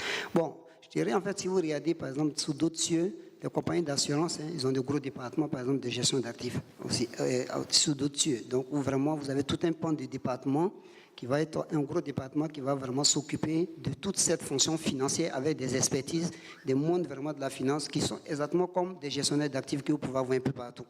Donc ça aussi, ça pourrait exister. Maintenant, si l'entreprise décide de la conserver à l'interne, maintenant, il faudrait s'offrir en fait des expertises qui peuvent le faire. Donc ça, je dirais oui, on peut l'externaliser, donner une partie du portefeuille. Ça se fait aussi à des gestionnaires de portefeuille qui sont bien aguerris et avec en fait là notre politique d'investissement dans différentes balises qu'on fournit aux gestionnaires et qui doit respecter ces différentes politiques et en même temps aussi qui va être évalué aussi sur la base en fait là des résultats qu'on attend de lui. Comme l'entreprise peut décider en fait de la faire à l'interne, mais dans ce cas-là, il faudra avoir une équipe vraiment qui s'y connaît en fait là de la bonne façon. Est-ce qu'on voit un peu ça, c'est même au Canada, je le vois aussi, parce que je parle à certains de nos étudiants, parce que nous, on a comme un programme de master en ingénierie financière à l'Université Laval. Dans ce master en ingénierie financière, on voit peut-être le tiers des gens qui viennent faire ce master-là, c'est des étudiants qui ont fait l'actuariat, qui sont des actuaires, mais qui ne veulent pas forcément exercer dans une compagnie d'assurance comme des actuaires, mais qui veulent aller plutôt dans la fonction financière. Et très souvent, quand ils viennent parler avec moi, ou ceux qui n'ont pas fait l'actuaire, je leur dis, mais est-ce que dans une compagnie d'assurance, vous êtes capable de faire votre chemin face à des gens qui sont actuaires et autres? Ça, c'est un problématique parce que quand vous allez dans la compagnie d'assurance, mais les actuaires pensent que c'est eux qui doivent être au cœur, eux qui doivent même faire la gestion d'actifs. Mais par contre, ça prend aussi des compétences aussi, au-delà souvent de l'actuariat simplement, pour pouvoir faire la gestion d'actifs aussi. Parce que ça prend des compétences au niveau de la gestion de la finance, même en tant que gestion de portefeuille. Donc ça, je pense qu'il faudra en être conscient et puis avoir, dans tout cas, l'équipe. Maintenant, pour revenir toujours sur ça, par exemple, si vous regardez un peu au niveau des caisses de retraite, ce qui se passe dans certains pays, ils essaient de mettre en place en fait des équivalents de caisses de dépôt et de consignation, comme un peu en fait qu'on connaît ailleurs, qui va pouvoir fédérer en fait les différents points des différents organismes de prévoyance sociale et pouvoir faire cette gestion-là de façon optimale, parce que ça empêche en fait d'avoir à payer chacun son équipe de gestion d'actifs, par exemple à l'interne et autres. Donc ça, on le voit aussi au niveau, mais ça c'est beaucoup plus tôt au niveau des caisses de retraite de plus en plus dans notre zone. Maintenant, quelqu'un a parlé de est-ce qu'on peut avoir des produits financiers qui manquent? Quels sont les produits financiers qui manquent? Je vais même parler dans la sophistication des produits financiers, par exemple comme les financements structurés et autres. Mais basons-nous simplement sur, prenons simplement même des obligations. Si vous prenez par rapport à la zone IOMOA, avec la présentation de M. Diallo, vous voyez les obligations, il n'y a pratiquement pas d'obligations au-delà de 10 ans. Donc déjà, créons même ce produit-là qui va au-delà de 10 ans déjà. C'est-à-dire ces obligations qui peuvent avoir des maturités au-delà de 10 ans, 20 ans, 25 ans et autres, qui vont donner en fait un levier aux compagnies d'assurance de pouvoir investir pour le long terme. J'ai parlé aussi des obligations corporate, aussi bien même de court terme que de long terme aussi. S'il n'y a pas des obligations corporate, ça n'existe pratiquement pas sur la plupart de nos marchés et autres. Donc ça simplement, ça fait un instrument déjà que vous donnez, vous assurez, si vraiment ils veulent participer sur les marchés pour pouvoir faire en fait là, pour pouvoir gérer les actifs. Maintenant, au niveau du marché interbancaire, bon, je ne vais pas indexer des banques spécifiquement, mais je dirais en fait ça revient un peu en fait là à ma notion en fait là de créer l'infrastructure de gestion des risques. Parce que vous savez en fait là, moi je travaille dans l'inclusion financière. Quand vous allez à des conférences, les gens disent ah, mais les banques ne prêtent pas assez, les compagnies d'assurance ne donnent pas des produits adéquats aux populations, mais il faut financer les pauvres. Je leur dis oui, il faut financer les pauvres, mais une banque elle est faite en fait là pour gérer aussi son risque. Donc si elle commence à donner des prêts en fait là aux gens à gauche à droite, elle va fermer des boutiques. Donc il faudrait pouvoir offrir des infrastructures qui permettent à ces institutions, au-delà des produits qu'elles offrent, pour pouvoir faire en fait là, cette gestion des risques ou ce transfert des risques là à travers l'infrastructure. Et c'est pour ça que j'ai parlé par exemple d'une bourse des matières premières agricoles. Et le marché interbancaire, c'est un des instruments aussi qui permet aux banques de faire cette gestion et cette gestion en fait là de leurs risques derrière la scène, où elles peuvent se prêter entre elles, elles peuvent régler les problèmes de liquidité ou autres. Maintenant, je pense qu'une des choses en fait là qui doivent être faites aussi, surtout dans la zone IOMOA, actuellement, en fait, là, je suis même en contact avec la BCAO, c'est de pouvoir faire des études aussi par rapport à ce marché interbancaire. Vous voyez, en fait, dans notre équipe de recherche sur cette inclusion financière, j'ai des collègues qui travaillent, par exemple, ils ont fait des recherches sur le marché interbancaire, par exemple, du Kenya, où ils ont eu accès aux données, ils ont pu analyser ces données, puis analyser les comportements des différentes banques, voir s'il y a des effets de collusion. Mais si vous ne faites pas ce genre d'analyse, on va toujours rester en fait dans des critiques en fait générales, mais sans vraiment aller au cœur des choses. Donc il faudrait qu'on ait ces données-là, comme au niveau de la recherche, on peut effectivement, il y a des techniques pour faire ressortir, est-ce qu'il y a collusion entre les banques? Là, le régulateur peut venir s'immiscer et essayer de voir les solutions à prendre et autres. Mais si on ne fait pas cette étude-là au niveau du marché interbancaire pour voir effectivement qu'est-ce qui se passe, comment ce marché interbancaire fonctionne, est-ce que les petites banques, par exemple, sont exclues, par exemple, d'ici parce qu'il y a une certaine collusion, ça va être un peu difficile quand même. Mais je sais en fait que dans la zone où moi, par exemple, le marché interbancaire, c'est un problème parce qu'il ne fonctionne pas vraiment comme on aimerait le voir fonctionner à 100%. Et au niveau de la monnaie virtuelle, par exemple, les bitcoins et autres. Et vous terminez avec ça, M. Soumari, s'il vous plaît. Ok, parfait, c'est ça. Au niveau de... Bon, là, dans ce cas, je préfère terminer avec les soukouk.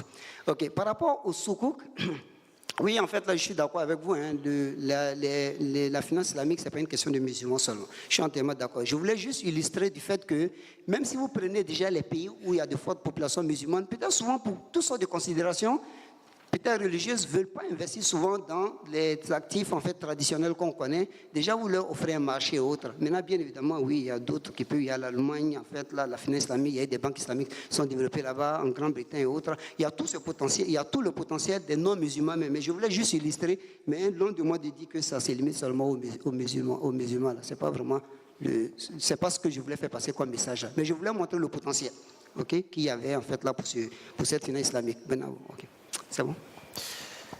Oui, le professeur voulait ajouter un mot. Oui, merci Monsieur le Président. En réponse à deux questions qui ont été posées, je voudrais peut-être apporter quelques exemples vécus. Premièrement, quand on veut mobiliser des ressources pour n'importe quelle activité, mais en particulier pour l'activité de l'assurance, qui est une activité éminemment non captable, non touchable, c'est pas de l'agriculture, eh bien le public va souvent se réduire à un public initié. Et les institutionnels sont là, ils jouent le rôle. Le contrôle est là, donc les autorités jouent leur rôle. Mais un troisième élément manque jusque-là, c'est l'association de l'épargne, de la grande épargne nationale à cet effort-là. National, ça ne veut pas dire politique, ça veut dire des personnes qui vivent dans cette nation.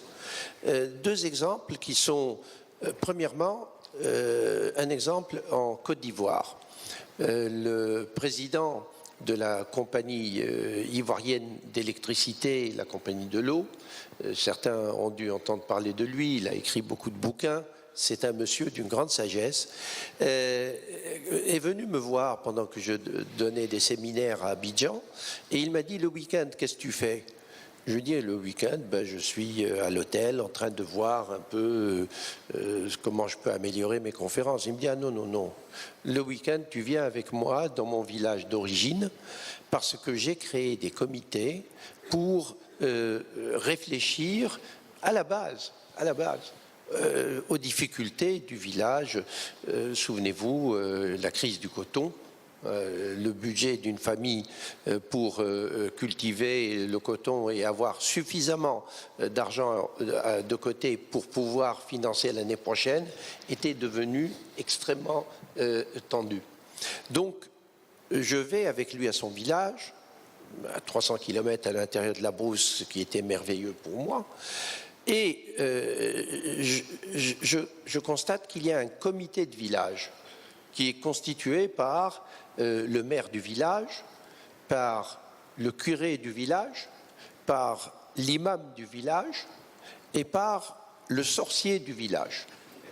Ah oui, oui, oui, oui, parce qu'il y a des gens qui l'écoutent.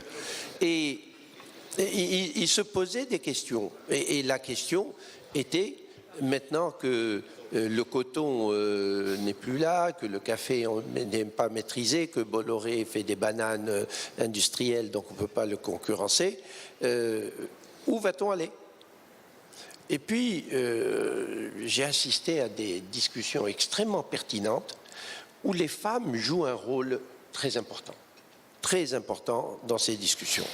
Et en revenant la fois d'après, un groupe de dames est venu m'expliquer que elles ont regardé ce qu'il faut planter et elles pensent que ça devrait être de l'EVA. L'EVA qui donne le caoutchouc.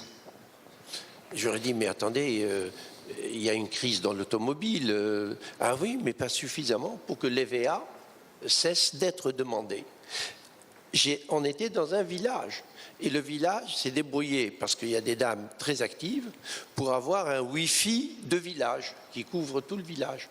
Et elles vont voir toutes les bourses. Donc c'est quelque chose qui est en train d'évoluer en Afrique. Il faut dire que M. Zadikessi a joué un rôle très important d'éclaireur dans ce domaine. Et je voudrais bien voir ces exemples africains multipliés là. Pourquoi ? Parce que quand on est impliqué, on ne va pas traiter l'épargne comme si c'était de l'argent facile, mais c'est de l'argent qu'il faut utiliser communautairement pour créer des richesses. Le deuxième exemple est un exemple qui est venu après que le projet du lac de Tunis ait marché. Quelqu'un a dit aux autorités turques que peut-être qu'ils pourraient voir un peu ce que nous avons fait ici. Et les autorités turques m'ont dit, voilà, nous savons que les ponts entre l'Asie et l'Europe, sur le Bosphore, sont surutilisés. Qu'il y a 24 sur 24, pare-choc contre pare-choc, qui traversent et qui payent évidemment pour la traversée du pont. Et les autorités ont pensé qu'il faut construire un nouveau pont et peut-être 2 nouveaux ponts. Alors ils sont venus me voir en me disant financer comment? Évidemment, tous les outils de financement sont là. Et il me dit voilà, on a préparé un mémorandum qui va devenir une présentation sur la bourse de Francfort. Ils sont très proches des Allemands, sur la bourse de Londres et sur la bourse de New York. Et alors j'aurais dit, tout à fait amicalement, est-ce que vous avez fait des documents comme ça en turc? Ils m'ont dit, pour qui? J'ai dit, pour les gens qui voient la création de richesses devant leurs yeux, puisque les camions et les voitures sont là 24 sur 24, pare-choc contre pare-choc. Donc il y a quelque chose à faire. L'idée derrière ces 2 exemples est que la participation de la communauté est strictement nécessaire. Pour ne pas vous laisser sans réponse pour la deuxième partie, ils ont fini par faire des documents turcs et ils ont mis en vente les obligations participatives, bon, que certains appellent sukuk, de ces projets pour le financer. Ils ont dit on va essayer de vendre en Turquie un minimum et puis le reste ça va être donc Francfort, Londres et New York. Eh bien en 48 heures tous les Turcs ont acheté la totalité de ce qui était désiré pour les ponts. Donc leçon à retenir, on n'est pas riche ou pauvre intrinsèquement. On est riche ou pauvre par rapport à ce qu'on fait de ce qu'on a. Et ça, c'est une notion extrêmement importante. Les Turcs étaient convaincus que ce projet était rentable parce qu'ils voient leurs dividendes de visu sur le pont quotidiennement. Merci, professeur Chirchou. Et enfin, je le dirai plus tard, ceci nous ramène à la structure de l'économie. La dette et tout ça sont liés à cela. Associer la population à ça, c'est nécessaire et on ne peut pas faire le paradis pour son propre peuple malgré son propre peuple. Merci. Merci beaucoup. Merci beaucoup. On l'applaudit. On l'applaudit. Voilà, nous arrivons au terme de ce panel qui était très riche. Je voudrais vous remercier beaucoup, le président Jean-Baptiste Kwame, donc le directeur général Sikare Togo. On l'applaudit. Monsieur Adama Diallo, le directeur général adjoint de Sonavi, Mali. Monsieur Issouf Soumaré, le professeur titulaire de finance, Université Laval au Canada. On l'applaudit également. Et le professeur Monsof Chirchou, donc professeur d'économie et de finance à HEC Paris. Il a oublié de vous dire qu'il était donc constituant. Il a rédigé la constitution tunisienne de 2014. Hein. Il était là, il était parlementaire également, outre ses qualités. Alors, on va procéder à vous donner des trophées. Alors, Monsieur le Président Kwame, c'est vous qui allez donc donner ces trophées-là. Et le trophée à Monsieur Chirchou, s'il vous plaît. Ah oui. On n'est pas habitué à ça, je sais. S'il y a le prix Verdimètre. On va attendre quand même que les panélistes prennent leur distinction. Voilà, sous vos applaudissements s'il vous plaît, le certificat aussi.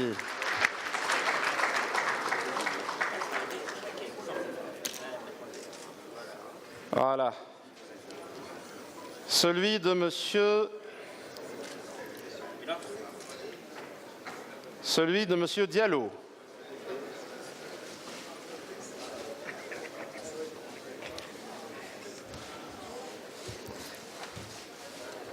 Vos applaudissements, s'il vous plaît. Et le certificat.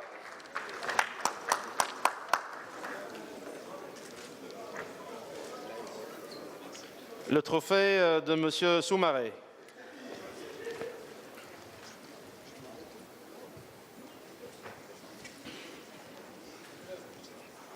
Voilà. Aux applaudissements, merci, merci. Le certificat également. Voilà. Merci beaucoup. Et je voudrais que le professeur Chirlo remette le trophée au président de la conférence, M. Kwame.